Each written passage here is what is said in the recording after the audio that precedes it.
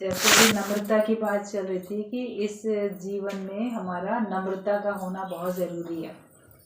नम्रता से ही हम मिटते हैं और नम्रता से ही हम मिट के पूर्ण आगे बनते हैं। तो बीज भी पानी पड़ता है, थोड़ा नम्र होता है, तब गल पाता है, तब मिट पाता है और तब पेड़ बनता है आगे। तो नम्रता तो बहुत ज़रूरी है हर एक के लिए। तो मन सोचता है कि हम सुनने जा रहे हैं तो सुनने वालों के लिए नम्रता होनी ज़रूरी है, लेकिन जो गुरु जी का पत्र आज हम लोग पढ़ने जा रहे हैं, इसमें पहली ही जो लाइन है उसको सुन के आप लोग समझोगे कि गुरु के अंदर कितनी नम्रता होती है, मतलब वो कितनी नम्रता भाव से अपना जीवन जीता है। तो लिखा है कि कितने प्रेम से तुम लोगों ने सेवा स्वीकार की, उसका हम सब धन्यवाद कहते हैं। आप यदि प्यार से न सुनते तो हम किसे सुनाते। मतलब ये गुरु की कितनी नम्रता है कि किसी भी शहर में गए गुरुजी, वहाँ पर सत्संग किया, सारे लोग आए इकट्ठे हुए, सबने बड़े प्रेम से सत्संग सुना, लाभ लिया, खुश हुए। तो वापस आने के बाद जब यहाँ से पत्र भेजा है गुरुजी ने, तो उन सबके धन्यवाद भेजे हैं कि आप सब लोगों ने कितने प्रेम से सुना, इसका हम आपको दिल से धन्यवाद करते हैं। तो ये गुरु की कितनी नम्रता है। वरना कोई भी ऐसे नहीं बोलेगा कि आपका धन्यवाद है, आपने बड़े प्रेम से सुना। तो ये जिसके अंदर में नम्रता होती है वो फिर हर एक के आगे नम्रता कर सकता है। अगर आपका झुकने का स्वभाव है, नम्रता का स्वभाव है, तो आप ज्ञानी के, अज्ञानी के, हर एक के सामने आप नम्रता कर सकते हो। अपने से बड़े के आगे भी नम्रता कर सकते हो, अपने से छोटे के आगे भी नम्रता कर सकते हो। आप गुरु के आगे भी नम्रता से अगर जी रहे हो तो आप शिष्यों के आगे भी नम्रता कर सकते हो। और जो गुरु के सामने नम्रता से नहीं जीता है तो शिष्यों के आगे भी नम्रता नहीं कर पाता। जो अपने को गुम कर चुका होगा, जिसने गुरु के आगे अपने को मिटाया होगा, तो वो जब निष्काम कार्य करेगा तो आप देखोगे सुनने वालों के आगे भी वो झुक रहा है। और जो गुरु के आगे नहीं झुका वो सुनने वालों के आगे भी डिक्टेटरशिप करेगा, उनको झुकाने की कोशिश करेगा, खुद नहीं झुकेगा। अपना वो श्रेष्ठता के अभिमान में रहेगा, अपने को श्रेष्ठ जताएगा। तो जिसके अंदर जैसा एक भाव होता है वो फिर हमेशा रहता है। प्रेम वाला हमेशा प्रेम में रहेगा, नम्रता वाला हमेशा नम्रता में रहेगा। तो गुरु को भी इतनी नम्रता पहले जैसे होती है, तब उसको देख के हम लोग भी नम्रता करना सीख जाते। यदि आप प्यार से ना सुनते तो हम किसे सुनाते। सच तो यही है कि अर्जुन जैसा भक्त ही कृष्ण के अंदर से गीता जैसे रहस्यमय ग्रंथ को निकाल सका। वरना तो भगवान भी यही कहते हैं कि मुझ परमात्मा को ये मूढ़ लोग नहीं जानते, क्योंकि मैं साधारण रूप में आता हूँ। तो यही बात बताई कि देखो अर्जुन जैसा भक्त था सामने, तब तो कृष्ण के अंदर से गीता, इतने रहस्यमयी गीता, सर्वशास्त्रमयी गीता, उसका ज्ञान प्रकट हुआ। जैसा भाव रख के आप आते हो उसी हिसाब से वाणी गुरु के अंदर से भी निकलती है। आप साधारण सुनना चाहते हो, वो साधारण उसके अंदर से वाणी निकलती है। आप कुछ विशेष सुनना चाहते हो तो विशेष ज्ञान निकलता है। आप कुछ आध्यात्म से बहुत उच्च कोटि का ज्ञान सुनना चाहते हो तो उसके अंदर वही उच्च कोटि का ज्ञान निकलता है। जैसे हारमोनियम में सारे स्वर हैं, तबले में, ढोलक में, बांसुरी में, सब में स्वर हैं। तो जैसा हम चाहते हैं वैसे ही म्यूजिक बन जाता है, उसी हिसाब से म्यूजिक तैयार हो जाता है, वैसे ही हम बजा सकते हैं। जैसे बहुत रौनक वाले भी आप म्यूजिक निकाल सकते हो, ढोलक, तबले से, हारमोनियम से। और सैड सॉन्ग के लिए उस हिसाब से भी आप म्यूजिक निकाल सकते हो। है तो उसके अंदर सब, तो जैसा आपने चाहा वैसा संगीत आपको सुनने को मिला। तो जैसा तुम चाहते हो वैसा ज्ञान गुरु के अंदर से सुनने को आपको मिल जाता है, वो वैसे ही उसके अंदर से निकलता है। तुम्हारी भावना के अनुसार ज्ञान निकलता है। तुम अपने उच्च कोटि के प्रश्न रखो तो आपको उच्च कोटि का ज्ञान मिले। तुम अभी पढ़े ही बिल्कुल निम्न क्लास में हो, सबसे छोटी क्लास में हो, तो गुरु भी तो पहले तुमको छोटी क्लास का सबक पक्का करा के तब तो बड़ी क्लास का पक्का कराएगा। बताएगा तो वो आपको कि तुम आत्मा हो, तुम ब्रह्म हो, लेकिन तुमको नहीं समझ आ रहा है तो बार बार समझाने के लिए तुमको उदाहरण तो उसी हिसाब से देगा ना बार बार। तो बताया कि अगर मान लो हमारे द्वारा बहुत अच्छा ज्ञान तुमको सुनने को मिल रहा है, तुमने कहा कि आपका बहुत अच्छा ज्ञान था, बड़ा महान, आपने बहुत अच्छा ऊंचा ज्ञान हमको सुनाया, तो गुरु ने इसका श्रेय भी सुनने वालों को दिया। उन्होंने कहा कि देखो अर्जुन था तो कृष्ण के अंदर से ज्ञान निकला इतना, तो तुम थे तो तुम्हारे कारण से इतना ज्ञान निकला, वरना तो भगवान कृष्ण को भी बोलना पड़ा कि मुझ परमात्मा को ये मूढ़ लोग नहीं पहचानते हैं, क्योंकि मैं मनुष्य रूप में आता हूँ। तो मनुष्य रूप में गुरु आता है तुम्हारे सामने, और तुम अगर उसको पहचानते हो सही तरीके से, तुम अगर उसको पहचानते हो तो तुम समझो कि गुरु भी बोलेगा कि तुम्हारा नज़र अच्छा है, तुम्हारा दृष्टिकोण देखने का नज़रिया तुम्हारा अच्छा है, तब तुमको सब अच्छा लग रहा है। अगर तुम किसी को अच्छा ना समझो तो तुम्हारे लिए कोई भी अच्छा नहीं। कहते मानो तो भगवान है, ना मानो तो पत्थर है, तुम्हारा दृष्टिकोण है ना। कोई बोलेगा कि ये मूर्ति भगवान है, कोई बोलेगा अरे पत्थर ही तो है, ये क्या भगवान है। हिंदू धर्म में मूर्ति पूजा होती है और इस्लाम धर्म में नहीं होती पूजा, मूर्ति पूजा, तो बोलेंगे कि मूर्तियाँ कोई भगवान नहीं है, क्योंकि वो उनको भगवान मानते नहीं। आप मानते हो तो आपके लिए वो भगवान है, तभी कहा मानो तो भगवान है, नहीं मानो तो पत्थर है। तुम भी अगर मान लो हिंदू हो और नास्तिक हो, नहीं मानते हो तो तुम नहीं मानोगे, कोई जोरी जबरदस्ती तो नहीं है। तो कोई गुरु को साधारण करके देखेगा, कोई उसको बहुत महान करके देखेगा। आपका अपना दृष्टिकोण होता है कि अर्जुन जैसा भक्त ही कृष्ण के अंदर से गीता जैसे रहस्यमय ग्रंथ को निकाल सका, वरन तो भगवान भी यही कहते हैं कि मुझ परमात्मा को ये मूढ़ लोग नहीं जानते, क्योंकि मैं साधारण रूप में आता हूँ। इसलिए मुझे जानने के लिए दिव्य चक्षु चाहिए, जो मैं केवल अपने श्रद्धा युक्त भक्त को ही देता हूँ, ताकि वो मुझ अविनाशी को पहचान सके। गुरु को भी पूरा समझने के लिए हमको ज्ञान के नेत्र चाहिए। बाहर के साधारण नेत्रों से तो आप उसको भी साधारण समझोगे, ये पुरुष है या स्त्री है, ये यंग है कि ओल्ड है, ये सुंदर है कि कुरूप है। आप बाहर से तो देखोगे इसकी आकृति ऐसी है, ये दुबला है कि मोटा है, गोरा है कि काला है, ये सब बाहर की बातें आप देखोगे। जो नहीं समझता है या ज्ञान भी सुनेगा और नहीं समझ रहा है तो बोलेगा ये तो साधारण बातें बताई जा रही हैं, इन बातों का कोई ज्ञान से संबंध नहीं है, ये तो साधारण संसार में अच्छा जीवन जीने के लिए एक अच्छी बातें बताई जा रही हैं। मगर वो उन अच्छी अच्छी बातों में तो सार समाया हुआ है, तभी तो तुम समझ के उससे ऊंचे उठते हो।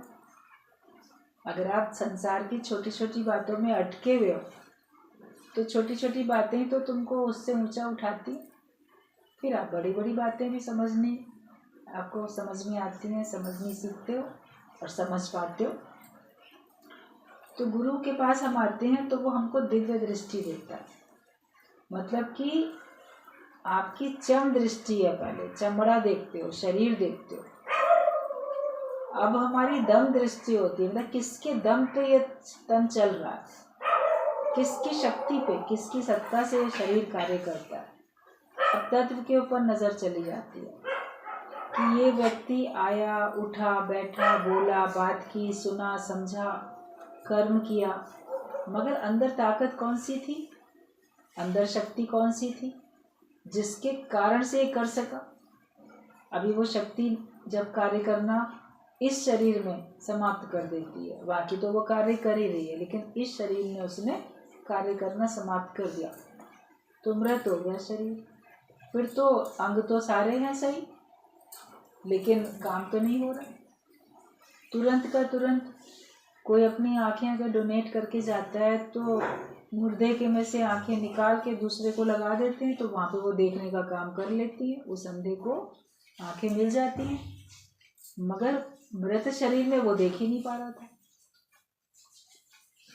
वो कैसे दूसरे में काम कर पा रही है और उस शरीर में नहीं कर पा रही, क्योंकि अंदर से कार्य कराने वाली जो सत्ता थी, जो शक्ति थी, अब उसका हुक्म नहीं है कि ये शरीर में वो कार्य करे, इसलिए नहीं करती है। बाकी ताकत तो उसमें है, देखने की शक्ति तो है ना उसके अंदर, तभी तो दूसरे के शरीर में लग के वो उसको रोशनी दे पा रही है। तो भगवान का हुक्म होता है, और किसके हुक्म से, किसके इशारे, कहते जमीन चल रही, आसमां चल रहा, ये किसके इशारे जहाँ चल रहा है, उस बात को समझो कि आखिरकार कोई तो है जो सारी सृष्टि को चलाता है, जो हरेक के अंदर प्राण के रूप में है, हरेक के अंदर श्वासों के रूप में उसको चला रहा है, हरेक के अंदर सत्ता के रूप में विद्यमान है। मुर्दे के अंदर भी उस ढंग से विद्यमान है कि उसके अंदर भी आपको परिवर्तन दिखता रहता है। मुर्दा शरीर कुछ घंटों के बाद देखो उसमें परिवर्तन आना शुरू हो जाता है, कलर में चेंज आ जाएगा, स्टिफनेस आएगी, और कभी उसका बॉडी फूलने लगेगी, कभी नहीं फूलेगी, दुर्गंध आने लगेगी, उसमें कितने परिवर्तन आते जाते हैं। तो वो परिवर्तन भी तो किसी कारण से हो रहे हैं ना। ऐसे प्लास्टिक का गुड्डा पड़ा हो तो उसके अंदर तो परिवर्तन नहीं आता, शरीर में आता है। तो कोई शक्ति है जो सबको चलाती है, तो ये दम दृष्टि होती है। तो गुरु हमारी चम दृष्टि हटा के दम दृष्टि में हमको लाता है कि अब तुम अपनी आंखों से बाहर का नाम रूप आकृति नहीं देखो, चमड़े पे नजर नहीं रखो, लेकिन तुम्हारी सत्ता पे नजर होनी चाहिए। तो ये दिव्य दृष्टि से होता है। जब गुरु हमको ये दिव्य दृष्टि देता है, मतलब ज्ञान की समझ, हमारा विवेक खुलता है सत्संग में आने के बाद, और ज्ञान की समझ हमको मिलती है, तब फिर हम उस अविनाशी को पहचान सकते हैं, जिसका विनाश कभी नहीं होता, उसको हम पहचान सकते हैं। शरीर का विनाश हुआ, शरीर का तो नाश हुआ, लेकिन शरीर को चलाने वाली सत्ता का नाश नहीं हुआ, वो अविनाशी है। इसी साकार में निराकार छिपा हुआ है, उसको पहचानने की आंख हमको मिलती है, और वो उसी को मिलती है जिसमें श्रद्धा होती है। सत्संग में सब आएंगे, विवेक जिसका खुलेगा ज्ञान से, और जिसके अंदर श्रद्धा होगी, तो श्रद्धा वाला पल पल में चमत्कार देख लेता है, और जिसके अंदर श्रद्धा नहीं है उसको असाधारण ज्ञान भी साधारण लगेगा, उसको सब कुछ बड़ा साधारण सा लगेगा। तो श्रद्धावान को ही ज्ञान का लाभ मिल पाता है, और जिसके अंदर श्रद्धा होती है तो उसको ये दिव्य दृष्टि मिल जाती है। आपके कान सुनते हैं, ज्ञान आपको लगता है, कानों के माध्यम से आपके अंदर श्रद्धा होती है, तब आप ज्ञान सुनते हो, वरना कान तो आपके खुले पड़े हैं, श्रद्धा नहीं है तो आप ज्ञान सुन कहाँ रहे हो, आधा सुन रहे हो, आधा नहीं सुन रहे हो, उस पर विश्वास भी नहीं कर रहे हो। तो फिर श्रद्धा जिसके अंदर नहीं है वो उसने ज्ञान कहाँ सुना। तो श्रद्धावान को ही ज्ञान का लाभ मिलता है, जिसके अंदर श्रद्धा होती है उसी को दिव्य दृष्टि प्राप्त हो जाती है, और वो उस दिव्य दृष्टि की सहायता से उस अविनाशी को पहचान लेता है। कण कण में बसे भगवान, पहचान सके तो पहचान। तो पहचानने के लिए कण कण में भगवान है, ये चीज़ आपको समझ मिलती है श्रद्धा से, और दिव्य दृष्टि जब आपको मिलती है तो आपको वो सब में प्रत्यक्ष अनुभव होने लगता है, दिखने लगता है। मतलब आप उसको साक्षात महसूस करते हो कि हाँ ये भगवान ही है, भगवान ही इस रूप में आया है, भगवान ही ने ये रूप धारण किया है, जड़ चेतन सब परमात्मा ही बना है। तो अपने श्रद्धा युक्त भक्त को भगवान दिव्य दृष्टि देते हैं ताकि वो अविनाशी को पहचान सके। सच्चा भक्त ही भगवान को ढूंढ लेता है और उसके चरणों में सिर रखकर अपना जीवन सफल बनाता है।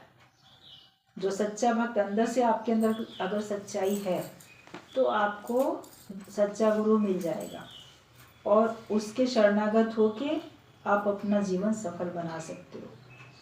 प्रिय, देखो कितनी ना अजीब बात है कि जब मनुष्य क्रोध से भरा होता है तो उसका जूता दूसरे के सिर पर होता है, और जब वो प्रेम से भरा हुआ होता है तो उसका मस्तक संतों के पैरों पर झुका होता है।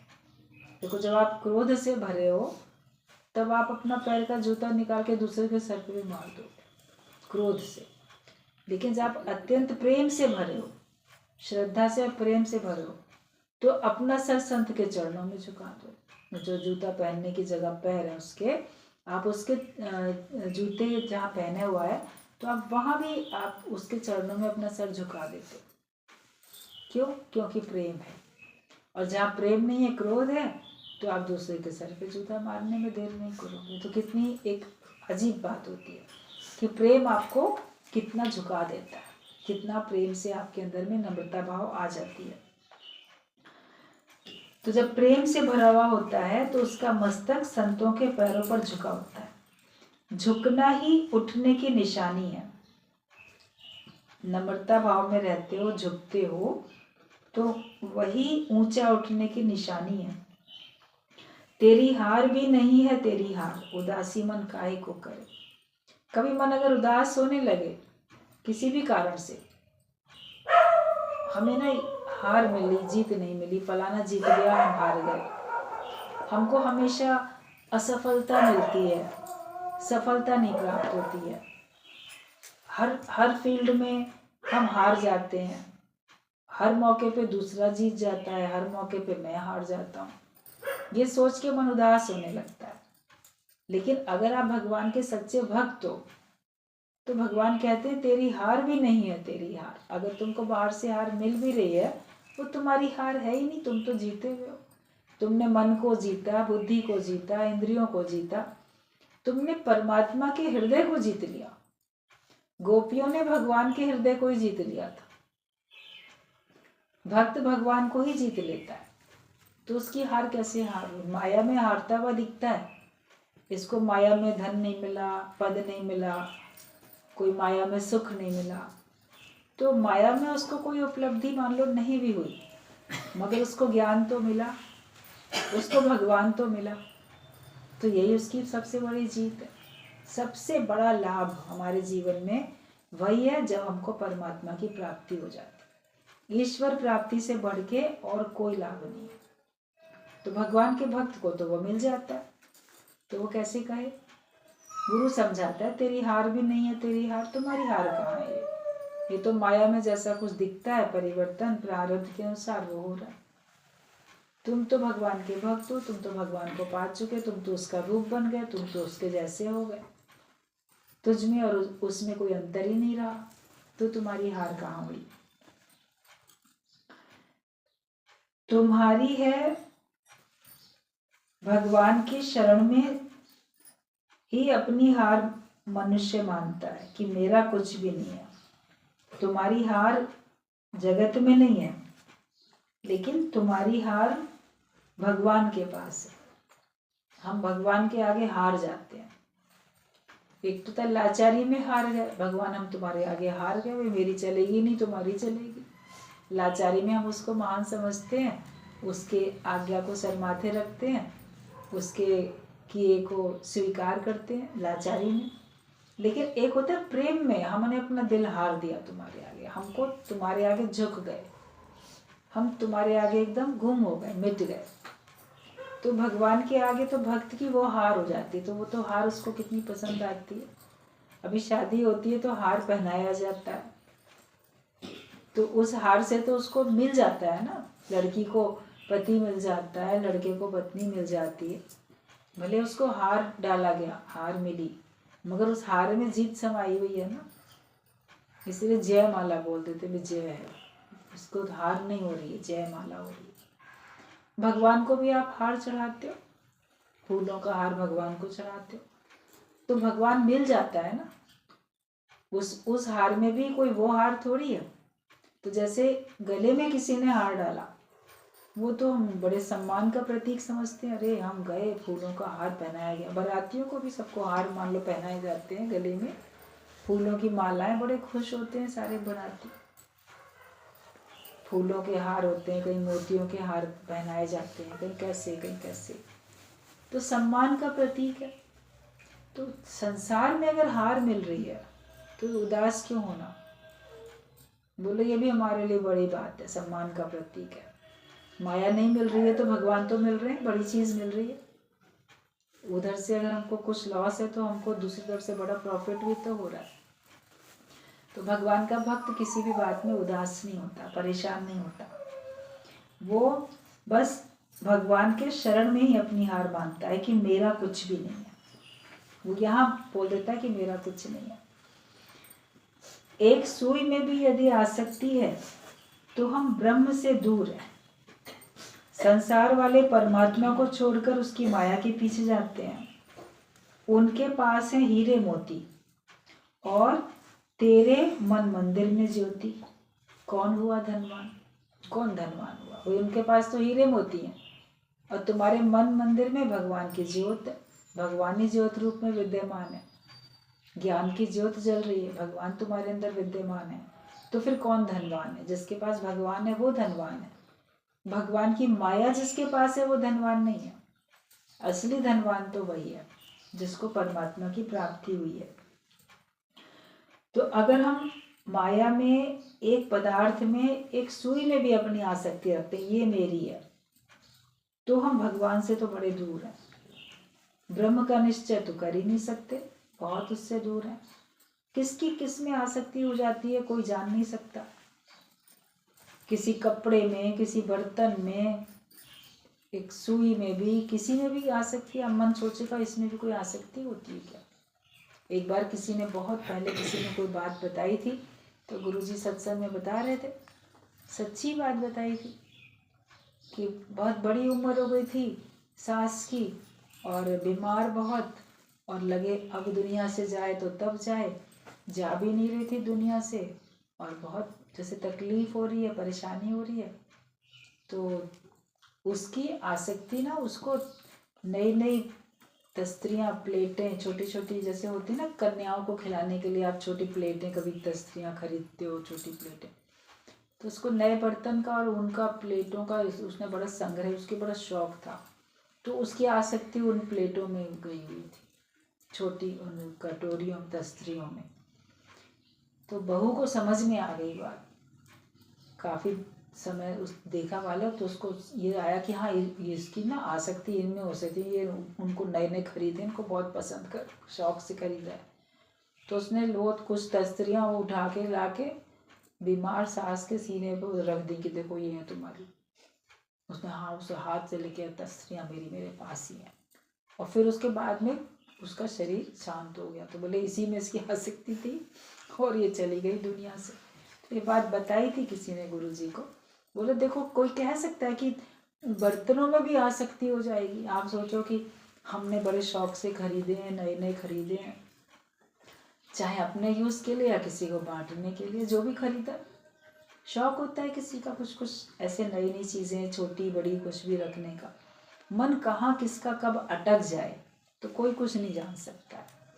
तो वही आपको प्राण भी आपके मुश्किल से निकलते हैं उसकी आसक्ति में, और अगर प्राण तो जब जाने होंगे तब जाएंगे, तो उन आसक्तियों के कारण से आप दोबारा वहाँ पर आओगे उनको देखने, इस्तेमाल करने या जो भी कार्य करने के लिए। तो संसार में तो आना पड़ेगा ना। तो एक आसक्ति तुम्हारी एक किसी बर्तन में, किसी सुई में भी अगर है, किसी भी छोटी से छोटी चीज़ में भी है, तो वो अटकाव तुमको भगवान से तो दूर कर देता है। सत्संग में आने के बाद अपनी चेकिंग ज़रूर होनी चाहिए कि मेरा मन कहाँ कहाँ अटका हुआ है, किस किस को मेरा मान रहा है। भगवान के आगे बस ये हार जाओ कि सब तुम्हारा है, मेरा कुछ भी नहीं है। जो कुछ मेरे पास है वो सब तुम्हारा दिया हुआ है। और हकीकत बात भी है, भगवान का ही तो दिया हुआ है। भगवान नहीं चाहते तो क्या हमको मिल सकता था वो सब? ईश्वर की कृपा से, उसकी मर्जी से मिला, उसी का है, उसने हमको इस्तेमाल करने के लिए दिया। और जितना तुम्हारे भाग्य में होगा इस्तेमाल करना, उतना ही तुम इस्तेमाल करोगे। मनुष्य मेहनत करके धन इकट्ठा तो बहुत करता है, लेकिन सारे धन का उपयोग कहाँ करता है? मृत्यु के बाद उसके बैंक में एफडी है, बैंक में है पैसा, कैश में है, या जेवर है, प्रॉपर्टी है, कितने रूपों में होता है, सब छूटता ही तो है। अब वो जिसके नसीब का होता है वो लेता है, वो उसको इस्तेमाल करता है। तो आपने जितना लिया, आसक्ति तो उन सब में आपकी चली गई, मगर उसका इस्तेमाल तो तुमने नहीं किया ना, छूटा तो सही तुमसे सारा का सारा। तो इस्तेमाल करने के लिए ही मिला है, ये सोचो, तो तुम्हारी आसक्ति नहीं होगी। जब तक हम जीवित हैं, जो कुछ हमारे सामने है, चाहे वो हमारे नाम की संपत्ति है या किसी और के नाम की संपत्ति है, आप अगर यूज कर रहे हो तो वो भगवान ने आपके सुख के लिए दिया है, उसके शुक्राने मानो। ये नहीं आसक्ति रखो कि ये मेरी है, या ये चाह नहीं रखो कि इस पे ये मेरे नाम की हो जाए, इस संपत्ति में को भगवान मेरे नाम की करो, उस पे नहीं ना चाहो, और ना अगर है तो ना उसमें आसक्ति रखो। आपको इस्तेमाल करने के लिए मिल रहा है, आप इस्तेमाल करो, मौज में रहो, आज के दिन में जियो। छोटे बच्चे वर्तमान में जीते हैं, थोड़े बड़े हो जाते हैं तो भविष्य की कामनाओं में जीते हैं। हम बड़े होके ये करेंगे, बड़े होके ऐसे बनेंगे, बड़े हो जाते हैं तो उनके सामर्थ्य होती है हम ये भी बना लें, वो भी बना लें, ये इकट्ठा कर लें, और इससे हमको आगे बहुत सुख मिलेगा, भविष्य के लिए सब करते हैं। फिर ओल्ड एज में आने के बाद अब उनके आगे भविष्य है नहीं, उनको पता है अब तो सब छोड़ के जाना, तो फिर वो वर्तमान में खुश नहीं रहते, फिर वो पास्ट में चले जाते हैं। पहले इतना अच्छा था, पहले इतने अच्छे थे, अब ऐसा हो गया। यह पूरा सारा दिन बैठ के अपने बचपन से लेके आज के दिन तक का अपना पुराना सारा रिकॉर्ड चेक करते रहेंगे, उसमें फिर नए कर्म बनाते रहेंगे, अच्छे या बुरे। उसने दुख दिया था, बड़ी बुरी बात, उसको बुरा हो जाए, उसने सुख दिया था, बड़ा अच्छा, तो उसका भला हो जाए। तो आसक्त भी होते रहते हैं, राग भी है और द्वेष भी है, वही सब चलता रहता है। तो वर्तमान में तो केवल ज्ञानी जीता है, वर्तमान में या छोटा बच्चा जीता है। तो बालकवत हो जाओ, तुम बच्चे की तरीके से बालकवत हो जाओ, तुम्हारा स्वभाव ऐसा हो जाए कि तुम वर्तमान में जियो, live in the present. Present में जियोगे, वर्तमान में जियोगे तो खुश रहोगे। तो दिन आज ये अपना है, कल परसों पर आए हैं, आज का दिन तो तुम्हारा अपना है ना, तो आज के दिन में खुश रहो। कौन तुमको आज के दिन में परेशान करने के लिए आ रहा है? तुम्हारे विचार, उन विचारों को हटा दो। परिस्थितियां हैं तो तुम शक्तिशाली हो, सर्वसमर्थ हो, तुम मनुष्य हो, उनका तुम बुद्धिमत्ता के साथ मुकाबला करो। हर जगह पे बल का प्रयोग नहीं होता, कई जगह पे बुद्धि का प्रयोग होता है, ज्ञान का, सही समझ का प्रयोग होता है। तो फिर आप अपने दुखों को दूर कर पाते हो। अपने को देह मानने में सब दुख है, अपने को आत्मा जानने में कोई दुख नहीं है।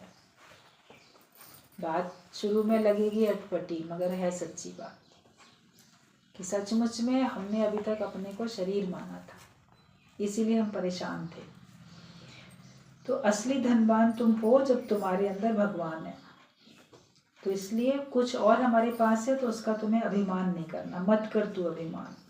अभिमान करते हैं अपने पदार्थों का, उनका अभिमान नहीं करो। वो आज है, वो कल नहीं है, या है भी तो भगवान का हुक्म नहीं है, तो उनसे तुम्हें सुख नहीं मिलेगा। उनको देख देख के तुम आंसू बहाओगे, देख देख के तुम रोओगे। कोई भगवान ऐसा कांटा तुम्हारे जीवन में चुभो देगा जिसके कारण से तुम्हारी सारी धन संपत्ति तुम्हारी आंख के सामने है और तुम उससे सुख नहीं ले पा रहे हो, और तुम उसको देख के बल्कि कष्ट में आओगे। ऐसी भी हालत हो जाती है अगर भगवान का हुक्म नहीं होता है तो किस बात का अहंकार करें। माया का अंधकार निराला, बाहर उजला भीतर काला, इसको तू पहचान। माया तो ऐसी है कि भीतर उसके अंधकार ही है, बाहर से भले वो चमकदार दिखती है, बाहर से भले भले उसमें बड़ा उजाला दिखता है। तो इसी को तुम्हें पहचानना है। हमें अलग अलग भगवान और माया को अलग अलग करके पहचानना पहले आना चाहिए। है तो सब भगवान, भगवान के अलावा कुछ भी नहीं है, लेकिन अभी तुमने सब जगह भगवान अभी देखा नहीं है, अभी तुमको सब जगह माया ही दिखती है। तो कहाँ से मन हटाना है और कहाँ हमको मन लगाना है, पहले अलग अलग करके पहचानो। गुरु नानक देव ने बोला कि कूड़ राजा कूड़ प्रजा सब मतलब कि झूठ है, सब झूठ है, जगत भी झूठ है, जगत की बातें भी झूठ है। सबके लिए पहले मिथ्या बताया कि ये सब मिथ्या है, ताकि मन हटे वहां से। झूठ समझोगे तब तो मन हटेगा। सच समझ के बैठे हो तो आसक्त होके बैठे हो। जब लगे कि इसमें कुछ सार नहीं है, कुछ सच नहीं है, तब हमारा मन हटता है। अब बाद में बताया गुरु नानक देव ने, आप सत्य किए सब सत्य। हम जब सत्य में हैं तो हमारे लिए सब सत्य है, फिर झूठ कुछ है ही नहीं। पहले माया से आपको बचना है, फिर आपकी स्थिति बनेगी माया है कहाँ, माया है ही नहीं, है ही ब्रह्म, है ही भगवान। आप पहले ही बोलो है ही भगवान। कोई नए नए आते हैं ना सत्संग में, फिर नियम से नहीं आएंगे। भगवान तो सुन लिया, फिर बीच में किसी कारण से नहीं आएंगे, फिर गुरु पूछे क्यों नहीं आए, तो मेहमान आए थे इसलिए नहीं आए। फिर बोले कि गुरु जी आप ही तो कहते हो मेहमान भी तो भगवान का ही रूप होते हैं ना, इसलिए हम भगवान की सेवा कर रहे थे। गुरु जी बोलते थे ठगी अपने से मत करो। क्या तुम सचमुच में भगवान समझ के सेवा कर रहे थे कि संबंधी बन के वहां पे मोह में रुके थे, कि लिहाज में रुके थे, कि लोकारीत में रुके थे? वो भी तो समझो ना। है ही भगवान तो सुन लिया, लेकिन तुम भगवान कहाँ देख रहे थे? ना अपने को ना उनको। मेरी फलानी आई है, ढिकानी आई है, उसकी सेवा करनी है, चले जाएंगे सत्संग में तो बुरा मानेंगे। ये सब जो ख्याल थे, ये सब क्या थे? तुम्हारा अज्ञान था। अपने अज्ञान को तो पहचानो पहले। अज्ञान को मनुष्य पहचानता नहीं है और ऊपर से ज्ञान का लेप लगा देता है, ज्ञान की ओढ़नी ओढ़ लेता है। तो पहले अलग अलग पहचानना आना चाहिए, माया क्या है तो ब्रह्म क्या है। और फिर बाद में जब तत्व पे हमारी दृष्टि है और हमारा निश्चय उसमें हो जाता है, फिर हमारे लिए अलग कुछ है ही नहीं। ये सब मेहनत करनी पड़ती है अपने आप से। तो ये माया का अंधकार निराला, बाहर उजला भीतर काला, इसको तू पहचान। पहले इसको पहचानो कि हमको इससे बचना है। बस यही त्रिगुणी माया ही सब मुसाफिरों को भरमाती है, पर तुम इस माया को जानो और सुजाग होके रहो। ये त्रिगुणी माया, सतोगुणी, रजोगुणी, तमोगुणी माया के 3 रूप हैं और इसमें बहुत विस्तार है। सतोगुणी माया कितनी सारी होती है, क्या क्या सब उसके अंतर्गत है। रजोगुणी माया में क्या क्या आता है, तमोगुणी में क्या क्या आता है, बहुत विस्तार है इसका।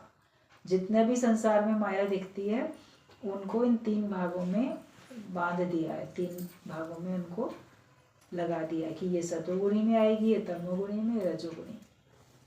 तो उसको हमको पहचानना आना चाहिए।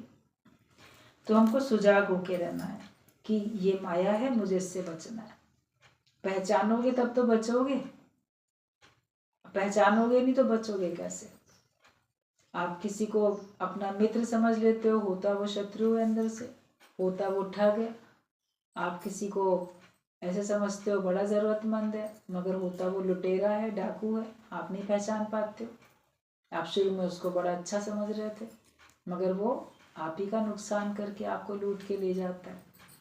तो पहले से पहचानना आना चाहिए ना, कौन तुम्हारा है अपना और कौन तुम्हारा ऐसा है जो तुम्हारे धन की भी चोरी करता है, तुम्हारे समय की भी चोरी करता है, जो तुम्हारा सब कुछ लूट लेता है। ये बात तो हमको पहचाननी पड़ेगी ना।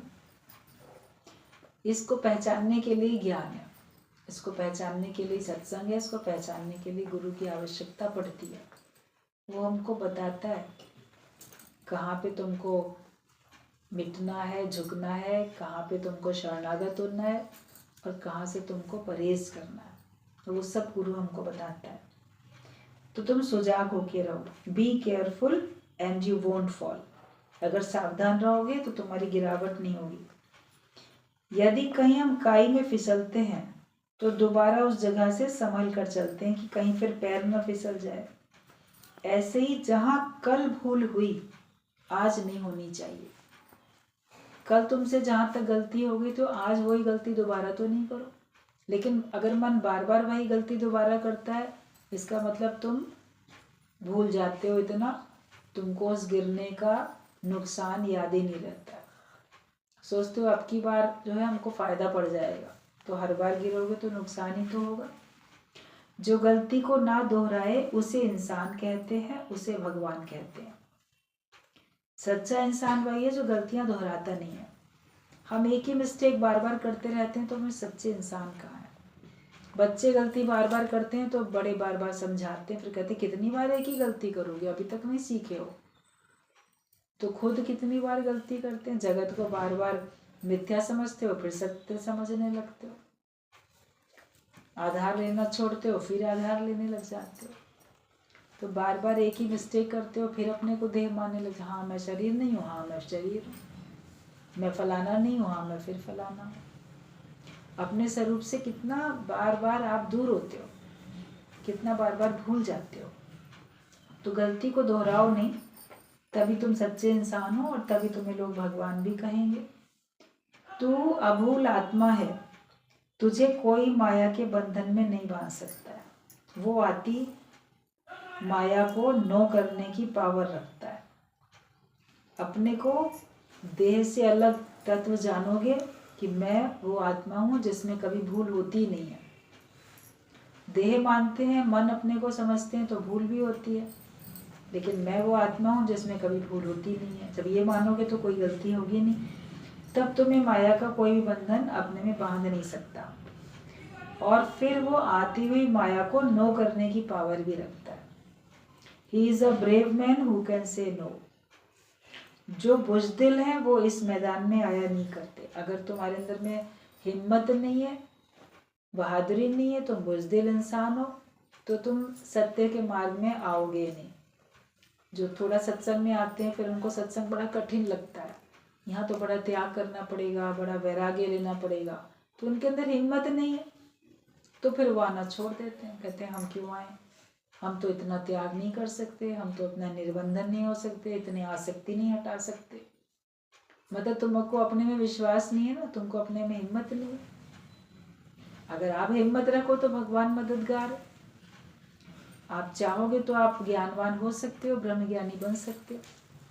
उसके लिए सारी प्रकृति मदद करेगी, गुरु मदद करता है, ज्ञान से हमको सहायता मिलती है। तो हम माया को इनकार करने की पावर रखें। माया मिले सामने कि नहीं, हमें नहीं चाहिए। और जो बुजदिल है वो इस मैदान में आया ही नहीं करते। भगत भगवान के संकट से डर जाया नहीं करते। आज ज्ञान हम सबका कवच बनकर रक्षा करता है। ये जो ज्ञान है, जैसे पहले ज़माने में युद्ध होते थे और आजकल भी जैसे बुलेट प्रूफ पहनते हैं जैकेट, वो सब कवच ही होता है कि ताकि गोली आपके ऊपर असर ना करे। तो पहले जो युद्ध होते थे, तीर तलवार इन सब से, भाले इन सब से युद्ध होते थे, तो उसके लिए फिर लोहे के पूरे वो कवच ऐसे पहनते थे कि ताकि हमारी रक्षा हो जाए। तो ज्ञान भी कवच है। हमारे पास ज्ञान है तो ये हमारी माया से रक्षा करता है। हमारी हर प्रकार की माया से हमको ज्ञान बचाता है। तो ये ज्ञान हम सबका कवच बन के रक्षा करता है। और सब ख्यालों से खाली होकर फ्री और फ्रेश होकर जियो। कुछ भी सोचना तुम्हारा धर्म नहीं है। तुम्हें निर्विचार जीवन बिताना है। सब कुछ प्रभु ने पहले ही सोच दिया है। तुम बच्चों की तरह निश्चिंत रहा करो। गुरु तो बस इतना कहते हैं, अपने को बालक समझो।